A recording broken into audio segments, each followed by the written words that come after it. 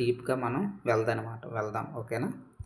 అయితే ఇక్కడ చూసుకుంటే ఇక్కడ చూడండి, అనంతపురం, చిత్తూరు ఈ జిల్లాలు తీసిస్తే తక్కువ ఉష్ణోగ్రతలు. ఈ జిల్లాలు చూసుకోండి, అనంతపురం, చిత్తూరు జిల్లాల్లో మిగతా జిల్లాల కంటే తక్కువ ఉష్ణోగ్రత ఉంటుంది. ఎందుకు? ఆల్రెడీ మనం ఇప్పుడు చెప్పాం. ఇది ఇక్కడ చూసుకుంటే ఇదంతా దక్కన్ ప్లాట్యూ. ఇక్కడ ఈ దక్కన్ ప్లాట్యూలో ఏపీ కూడా సగం ఉంది. కానీ ఇదేమైంది, మైసూర్ పీఠభూమి ఇక్కడ ఆనుకొని ఉంది.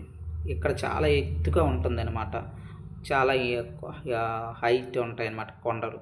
ఇలా ఆనుకోవడం ఉండడం ఏమవుతుంది, ఉష్ణోగ్రతలు అనేటటువంటి నమోదు ఎక్కువగా ఉంటుంది. ఎందుకు ఎక్కువగా ఉంటుంది? కారణం ఏమిటి? మనకి ఇప్పుడు కూడా pressure is inversely proportional to temperature. అంతే కదా, pressure is inversely proportional to temperature. High pressure ఉందనుకోండి, అక్కడ ఏమవుతుంది, తక్కువ ఉష్ణోగ్రత ఉన్నట్టు అనమాట. తక్కువ ఉష్ణోగ్రత ఉంటే ఏమవుతుంది, అక్కడ వాతావరణం ప్రభావం అనేటటువంటి పడడానికి అవకాశం ఉండదు. అదే మనకి లో ప్రెషర్ ఉంది, అల్పపీడనం ఉంది. హై ప్రెషర్ అంటే అధిక పీడనం హై ప్రెషర్. ఎల్పి అంటే లో ప్రెషర్, అల్పపీడనం. లో ప్రెషర్ ఉంది, దాని అర్థం ఏంటి, అక్కడ ఎక్కువ ఉష్ణోగ్రత ఉందని అర్థం. అంటే ఎక్కువ ఉష్ణోగ్రత ఉందంటే అర్థం ఏంటి, వర్షాలు పడడానికి అవకాశం ఉండేటటువంటి విండ్ అయితే అక్కడ మనకి స్టార్ట్ అయిందని అర్థం అనమాట. ఫర్ ఎగ్జాంపుల్ మనం ఈ తీరం తీసుకోండి, ఇది అరేబియా తీసుకుంటే ఇక్కడ మనకి నైరుతి ఋతుపవనాలు మనకి ఇలా వస్తాయి అన్నమాట. ఇవి ఎందుకు వస్తాయి, ఇక్కడ ఉండేటటువంటి వాటర్ అనేటటువంటిది వేడెక్కుతుంది. ఈ వాటర్ వేడెక్కాలంటే దాని అర్థం ఏంటి, ఇక్కడ హై టెంపరేచర్ ఉండాలని అర్థం. ఓకేనండి, హై టెంపరేచర్. ఇక్కడ హై టెంపరేచర్ ఉందంటే దాని అర్థం ఏమిటి, తక్కువ పీడనం ఉందని అర్థం, లో ప్రెషర్ ఉన్నట్టు అర్థం. టెంపరేచర్ ఎక్కువ ఉంది కాబట్టి ఇక్కడ ఉండేటటువంటి వాటర్ అనేటటువంటిది కండెన్సేషన్ జరిగి తర్వాత ప్రాసెస్లో ఇది మనకి ఎవాపరేషన్ అవుతుంది. నీటి ఆవిరి రూపంలో ఇక్కడ వాటర్ మారి తర్వాత ప్రెస్పిరేషన్గా ఫామ్ అవుతుంది. మేఘాల రూపంలో వర్షం అనేటటువంటిది కురుస్తుంది. అది మనకి ప్రాసెస్. ఇందులో ఇక్కడ లో ప్రెషర్ ఉండడం వల్ల అధిక ఉష్ణోగ్రత ఉంటుంది. అధిక ఉష్ణోగ్రత ఉండడం వల్ల వర్షాలు పడతాయి.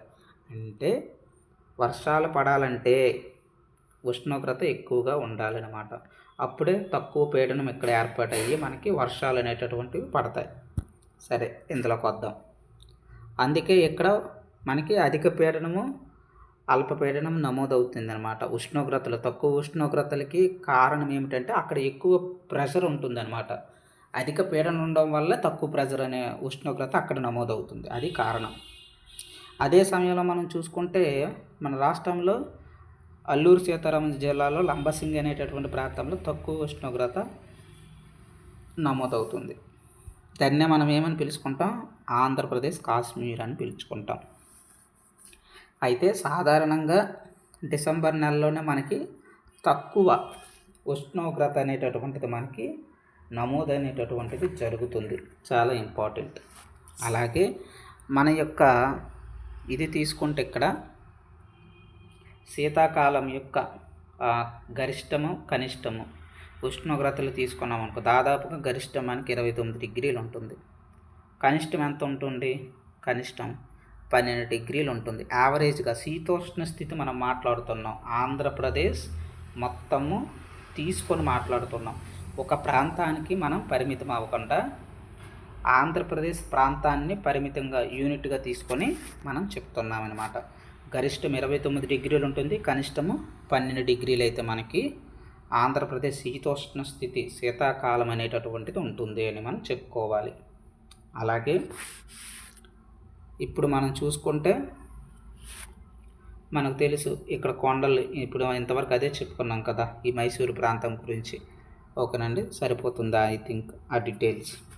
అయితే నెక్స్ట్ వేసవి కాలం ఒకసారి చూద్దాం. వేసవి కాలం మనకు తెలుసు, పొడి వాతావరణం ఉంటుంది, వేడిగా ఉంటుంది. ఆ యొక్క పరిస్థితులు అనేటటువంటివి అలాగే మనకి ఉంటాయన్నమాట, వేసవి కాలం యొక్క పరిస్థితి. అలాగే ఎప్పుడు స్టార్ట్ అవుతుంది, మార్చి మొదటి వారం నుంచి స్టార్ట్ అయ్యి అలా అలా అలా మనకి ఉష్ణోగ్రతలు పెరగడం మొదలవుతాయి అన్నమాట. దాదాపుగా మనకి మే నెలలో ఏంటంటే వడగాల్పులు అనేటటువంటివి విస్తరిస్తాయి. ఇక్కడ ఏమవుతుందంటే క్యుములో నింబస్ అనేటటువంటి మేఘాలు ఏర్పడి, అంటే ఇవి సడన్గా ఏర్పడతాయి అన్నమాట. వడగళ్ళు కానీ ఇటువంటి వర్షాలని కురిపిస్తాయి. దీన్నే మనం మ్యాంగో షవర్స్ అంటాం, ఏరువాక జల్లులని. కిందటిసారి గ్రూప్ 2 ప్రిలిమ్స్ బిట్ ఇది, ప్రతిసారి అడుగుతున్నాడు. ఇందులో నుంచి ఇది ఎక్స్పెక్ట్ చేయొచ్చు మనం. క్యుములో నింబస్ మేఘాల ద్వారా ఆకస్మికంగా అత్యధిక వర్షాలు అనేటటువంటి పడతాయి అన్నమాట. దాన్నే మనం ఏరువాక జల్లులు అని అంటామన్నమాట. ఇవి యాక్చువల్గా మనకి ఏంటంటే, ఇది ఆంధ్రప్రదేశ్ అనుకుంటే ఇక్కడ నైరుతి ఋతుపవనాలకి మనకి రాకముందు ఇవి స్టార్ట్ అవుతాయి అన్నమాట. నైరుతి ఋతుపవనాలు ఎంటర్ అవ్వకముందు మనకి ఈ యొక్క వెచ్చని పొడి వాతావరణం గట్ట ఏర్పడి ఈ యొక్క క్యుములో నింబస్ మేఘాల వల్ల మనకి వర్షాలు అనేటటువంటివి పడతాయి అన్నమాట. ఎలా పడతాయి అంటే ఇప్పుడు చెప్పాను కదా, ప్రాసెస్, ప్రెషర్, టెంపరేచర్, ఆ కాన్సెప్ట్ బట్టి పడతాయి. అలాగే నెక్స్ట్ మనం చూసుకుంటే, ఇది మనకు తెలుసు, రాష్ట్రంలో మనకి అత్యధికంగా 31.5, అత్యల్పంగా 18. ఇది యావరేజ్. హైయెస్ట్ అయితే మనం చూసాం కడపలో 48.8 డిగ్రీలని. ఇది యావరేజ్గా తీసుకుంటే సగటున 31, దాదాపుగా 32 నమోదవుతుంది. అలాగే ఇంకా మనం చూసుకుంటే ఇక్కడ చూడండి, ఇక్కడ మనకి ఆంధ్రప్రదేశ్లో అత్యధికంగా ఉష్ణోగ్రత నమోదయ్యే నెల ఏంటంటే మే. మరి అత్యధికంగా శీతలంగా నమోదయ్యేటటువంటి శీతాకాలం ఏంటి? తక్కువ ఉష్ణోగ్రత మనకి ఇందాకలే చూసాం, ఓకేనా, నవంబర్, డిసెంబర్ ఆ ప్రాంతం అని చెప్పుకున్నాం, అలా అనమాట. అయితే ఇక్కడ మనం చూసుకుంటే ఇంకొకటి ఏంటంటే, ఇదంతా మనం చెప్పుకున్నాం కదా వేసవికాల విడుదల గురించి, హార్స్లీ హిల్స్ అని, అక్కడ ఈ కొండలు కూడా ఉంటాయని మనం చెప్పుకున్నాం. తర్వాత ఉండేటటువంటిది వర్షాకాలం లేదా నైరుతి ఋతుపవన కాలం. వీటి గురించి కూడా మనం చెప్పుకోవాలి. నైరుతి ఋతుపవనాలు, అలాగే మనకి ఈశాన్య ఋతుపవనాలు, ఈ రెండింటి గురించి మనం చెప్పుకోవాలి. మొదటగా మనం చూస్తే నైరుతి ఋతుపవనాలు. ఇవి దాదాపుగా ఏంటంటే అప్రాక్సిమేట్గా జూన్ నుంచి స్టార్ట్ అయిపోతాయి. జూన్ నుంచి స్టార్ట్ అవుతాయి దాదాపుగా. ఇది మనకి జూన్ నుంచి సెప్టెంబర్ దాకా అయితే మనకి ఉంటుందన్నమాట ఇది. అయితే ఇక్కడ మెయిన్ ఏంటంటే, ఈ యొక్క నైరుతి ఋతుపవనాల వల్ల వర్షాలు అనేటటువంటిది ఏ జిల్లా అత్యధిక వర్షపాతం పొందుతుంది అని అడుగుతాడు మనకి. ఏఎస్ఆర్, అల్లూరి సీతారామరాజు డిస్ట్రిక్ట్, అలాగే అంబేద్కర్ కోనసీమ జిల్లా, ఈ రెండు మనకి అత్యధికంగా వర్షపాతం అనేటటువంటిది నైరుతి ఋతుపవనాల వల్ల పొందుతాయి. దాదాపుగా మనకి 583 మిల్లీమీటర్ల వర్షపాతము మనకి నైరుతి ఋతుపవనాల వల్ల మనకి వస్తుంది అన్నమాట. ఎందుకంటే మనకి యావరేజ్గా మనకి 860 మిల్లీమీటర్ల వర్షపాతం అనేటటువంటిది పడుతుంది. ఇది ఎలా డిసైడ్ చేసాం? గత 30-40 సంవత్సరాలు పెట్టి యావరేజ్ తీసుకొని డిసైడ్ చేసామన్నమాట. అందుకే శీతోష్ణ స్థితి అంటున్నాం. 860 దాదాపుగా మనకి యావరేజ్గా పడుతుంది. 24-25 సోషియో ఎకనామిక్ సర్వే ఆల్రెడీ చేసాం, అందులో ఫుల్ డీటెయిల్స్ అయితే ఉంటుందన్నమాట. ఎంత వర్షపాతం పడుతుంది, 24-25 ఆర్థిక సర్వే ప్రకారం ఎంత పడింది, అవన్నీ కూడా అక్కడ మనం డిస్కస్ చేసాం. దాదాపుగా మనకి 960 మిల్లీమీటర్లు అయితే పడింది అనమాట 24-25 ఆర్థిక సర్వే ప్రకారం చూసుకుంటే, దాదాపు 10% ఎక్కువ. అయితే ఈ యొక్క నైరుతి ఋతుపవనాలు చూసుకుంటే మనకి దాదాపుగా మనకి వర్షపాతం అనేటటువంటిది 2/3 వంతు ఈ నైరుతి ఋతుపవనాల వల్లే మనకి వస్తుంది. అత్యధిక వర్షపాతం చెప్పుకున్నాం అల్లూరు సీతారామరాజు జిల్లా, అంబేద్కర్ కోనసీమ. అలాగే మరి తక్కువ ఏ జిల్లా? ప్రకాశం. తక్కువ వర్షపాతం మనకి ఎక్కడ నమోదవుతుందంటే ఈ నైరుతి ఋతుపవనాల వల్ల ప్రకాశంలో నమోదవుతుంది. మరి అత్యధిక వర్షపాతం ఎక్కడ, ఏ ప్రాంతంలోన పొందుతుంది అంటే సీలేరు, అలాగే శబరి నది లోయ, ఈ రెండు కూడా మనకి చూసుకుంటే ఎక్కువ వర్షపాతం అనేటటువంటిది వస్తుందన్నమాట. అలాగే నదీ లోయలోనే చూసుకుంటే మనకి అగరి నదిలో కూడా తక్కువ అనేటటువంటిది వస్తుంది అన్నమాట. అయితే ఇంకా తక్కువ ప్రాంతం ఇంకా చూసుకుంటే ఈ అగరి అని చెప్పుకున్నాం కదా, ఈ అగరి నది లోయ ఇది ఎక్కడ ఉంది మనకి తక్కువ అంటే అనంతపురం జిల్లాలో ఉంది. చాలా ఇంపార్టెంట్, ఇలా కూడా బిట్లు అడుగుతారు. అగరి నది లోయ. మరి ఎక్కువ వర్షపాతం అంటే సీలేరు శబరి నది లోయ అని మనం గుర్తుంచుకోవాలి. బిట్టు మనకు కన్ఫ్యూజ్ చేస్తుంటాడనమాట. ఎలా అడుగుతాడంటే, ఉదాహరణకు మనకి ఆంధ్రప్రదేశ్ శీతోష్ణ స్థితి ఋతుపవనాలు అనేటటువంటివి నైరుతి నుండి ఈశాన్య దిశకు వెళుతున్న కొలది వర్షపాతము పెరుగుతుందా తరుగుతుందా, ఏమీ మారదా, పెరిగి తరుగుతుందా అని అడుగుతాడు. కాన్సెప్ట్ అర్థమైతే మనం బిట్ అనేటటువంటిది అటెంప్ట్ అనేది చేయొచ్చు. అయితే ఇది మనం మ్యాప్ అనుకుంటే నైరుతి అంటే ఇది, ఈశాన్యం అంటే ఇది, ఇది ఆగ్నేయం, అలాగే ఇది వాయువ్యం. అయితే ఆడేమడిగాడు, నైరుతి నుండి ఈశాన్య దిశకు వెళ్ళే కొలది ఏమవుతాయి, వర్షపాతం అనేటటువంటిది పెరుగుతుంది అని మనం చెప్పుకోవాలి. అలాగే ఇంకోలా కూడా అడగడానికి అవకాశం ఉంటుంది. దక్షిణం నుంచి ఉత్తర వాయువ్య దిశకు వెళ్ళే కొలది వర్షపాతం ఏమవుతుంది అని అడుగుతాడు. దక్షిణం అంటే ఇది. ఇక్కడి నుంచి ఎటు వెళ్ళమంటున్నాడు, ఉత్తర వాయువ్య దిశకు అన్నాడు అనుకోండి. ఉత్తరం అంటే ఎక్కడ ఉంది, వాయువ్యం అంటే ఎక్కడ ఉంది, అంటే ఇలా అనమాట. ఇలా సౌత్ నుంచి వెళ్ళి ఇలా ఇటు వెళ్తున్న కొలది కూడా ఏమవుతుంది, ఇటు వెళ్ళినా మనకి పెరుగుతూనే ఉంటుంది. ఈ జోన్ అంతా పెరుగుతూనే ఉంటుంది.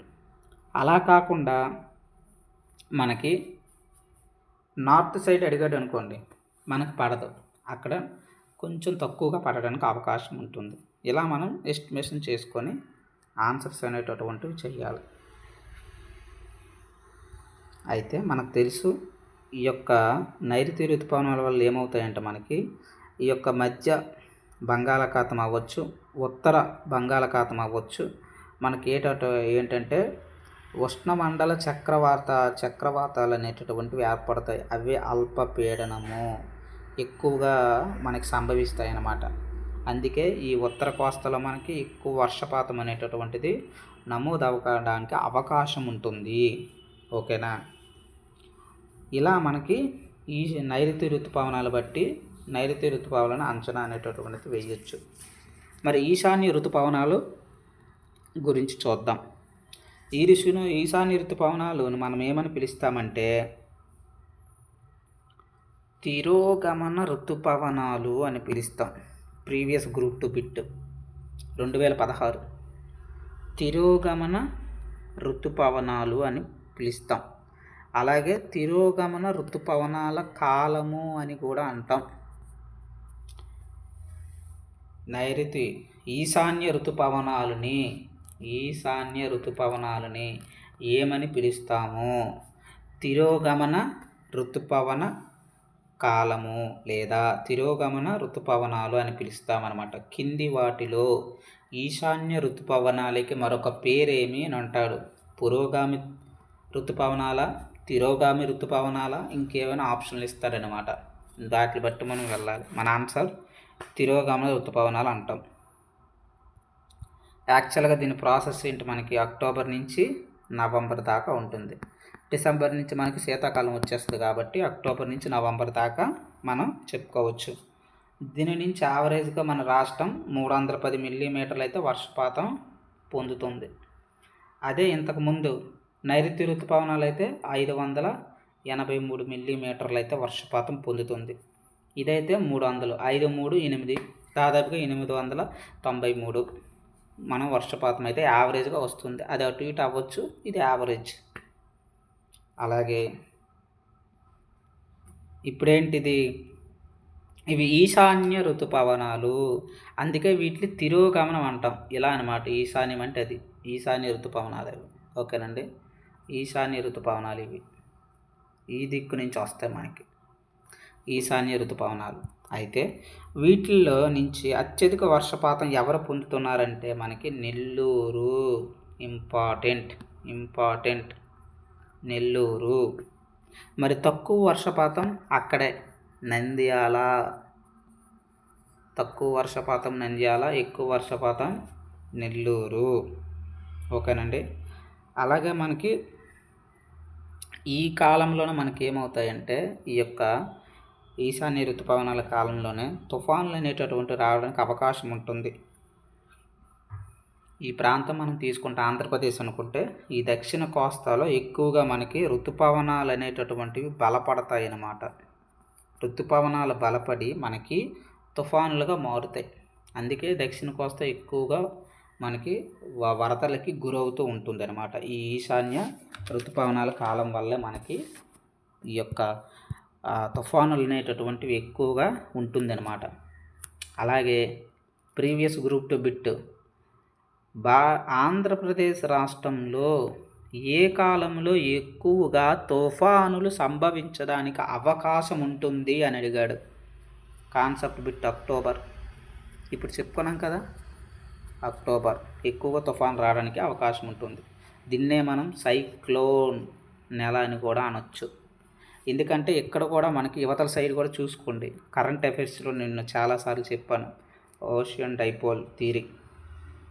ఆ థియరీ ప్రకారం చూడండి, ఇక్కడ మనకి అరేబియా సముద్రం ఉంటుంది. ఇక్కడ కూడా వేడెక్కిన గాలి ఏమవుతుంది, తూర్పున బంగాళాఖాతం వైపుకి ప్రయాణిస్తుంది. ఇదే మనకి తీవ్ర తుఫానులకు దారితీస్తుంది. దీన్నే మనం ఏమన్నాం, ఓషియన్ డైపోల్ అని చెప్పుకున్నాం. ఎప్పుడు కూడా మనకు ఓషియన్ డైపోల్ అనేటటువంటిది యువతల అరేబియా అవ్వచ్చు, హిందూ మహాసముద్రం అవ్వచ్చు, బంగాళాఖాతం అవ్వచ్చు.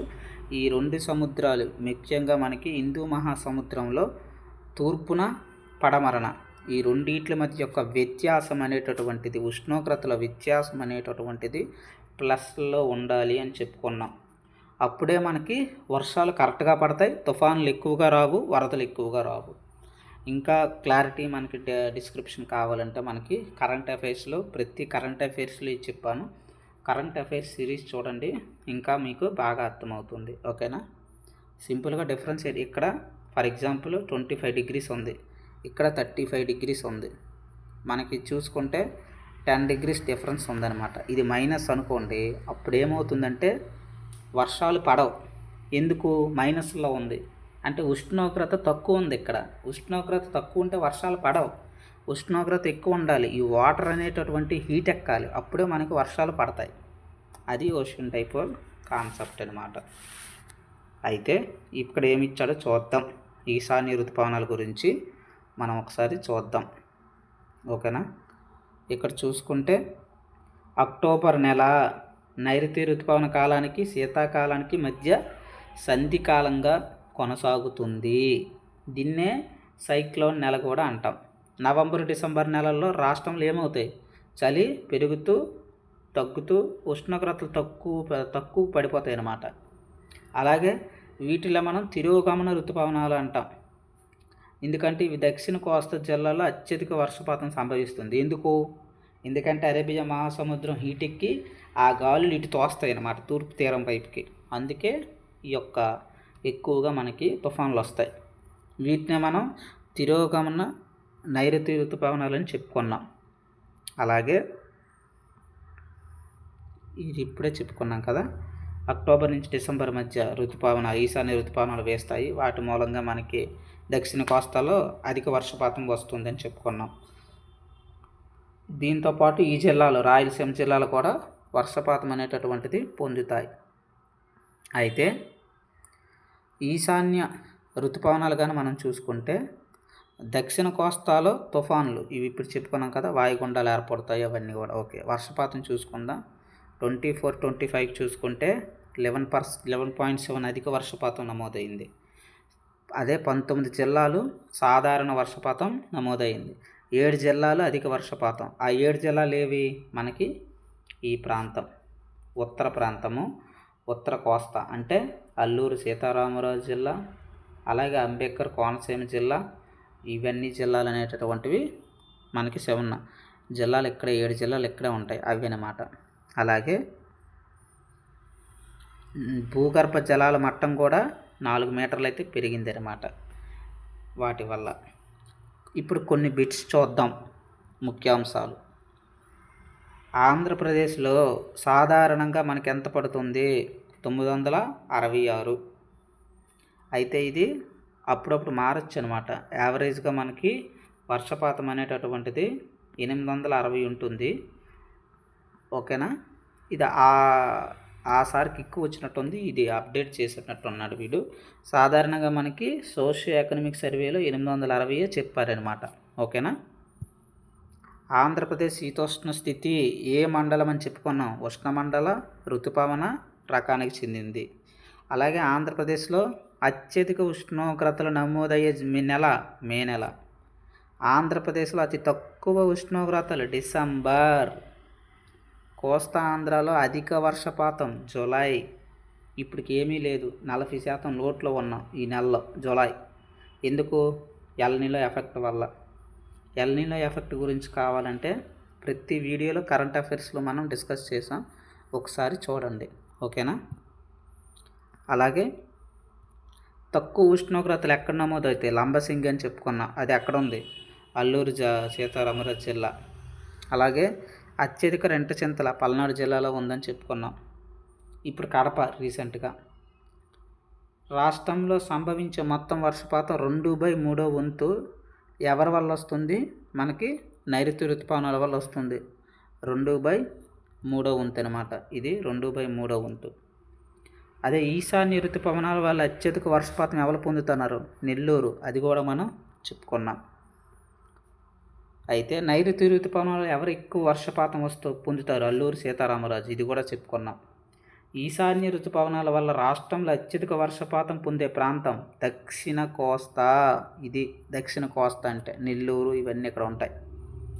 తిరోగమన నైరుతి ఋతుపవనాలు ఏ రాష్ట్ర జిల్లాలో ఎక్కువ వర్షపాతం నమోదపడుతుంది? అదే ఇండైరెక్ట్గా అడిగాడు, నెల్లూరు. అయితే ఇక్కడ చూడండి, రాష్ట్రంలో అత్యధిక ఉష్ణోగ్రతలు నమోదయ్యే నెల చెప్పుకున్నాం, వేసవికాలంలో ముఖ్యంగా మే నెల. రాష్ట్రంలో నైరుతి నుంచి ఈశాన్యం వైపు వెళ్ళే కొలిది ఇప్పుడే మాట్లాడుకున్నాం. ఇది నైరుతి, ఇది ఈశాన్యం. నైరుతి నుంచి ఈశాన్యంకి వెళ్తే ఏమవుతుంది?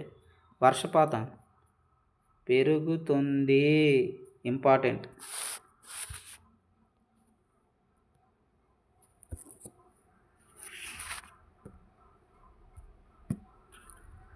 ఈశాన్యంకి వెళ్తే ఏమవుతుంది? వర్షపాతం పెరుగుతుంది. నెక్స్ట్ అలాగే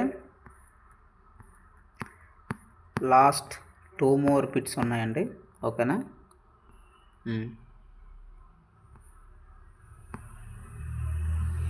ఆంధ్రప్రదేశ్లో సంభవించే వర్షపు జల్లులు ఏమని పిలుస్తాం?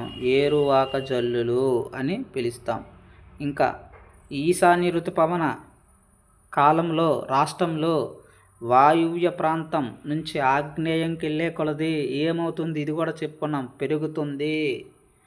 డయాగ్రామ్ వేసి చెప్పుకున్నాం. ఉత్తరం నుంచి దక్షిణకు వెళ్ళే కొలది ఇది కూడా ఏమవుతుంది? చూడండి, డయాగ్రామ్ వేస్తే కానీ మనకేం అర్థమవుతుంది. ఇది ఏమన్నాడు? ఉత్తరం నుంచి అంటే నార్త్, ఇది సౌత్. ఉత్తరం నుంచి సౌత్ వెళ్ళే కొలది ఏమవుతుంది? ఇక్కడ ఉండదు వర్షపాతం, అంటే తగ్గుతుంది అని మనం చెప్పుకోవాలన్నమాట. ఇవి మనకి ఆన్సర్స్. ఓకేనా? సో ఛానల్ని అయితే సబ్స్క్రైబ్ చేసుకోండి. మంచి కంటెంట్ ఇవ్వడానికైతే ట్రై చేస్తాను. అలాగే జూలై 15th నుంచి మనకి ఫ్రీ గ్రూప్ 2 సిరీస్ స్టార్ట్ అవుతుంది.